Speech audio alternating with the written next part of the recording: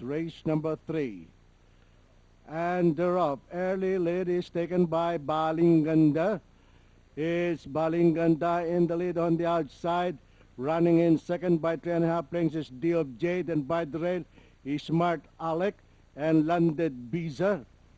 Nearing the part turn, it's Balinganda by 4.5 lengths, followed by Smart Alec in second, and D of Jade running on the outside in third, and Landed Biza.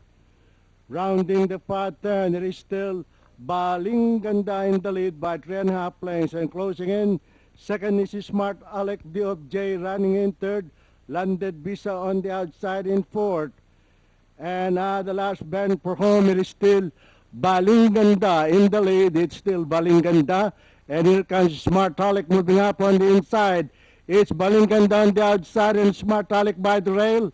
But it's still Balinganda on the outside. Smart Alec and Landed Biza moving up on the farther outside. It's Balinganda, Landed Biza, and Smart Alec by the rail.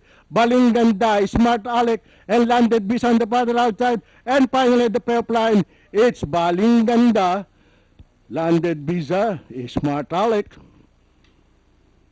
Okay, 2-5-3 ang ating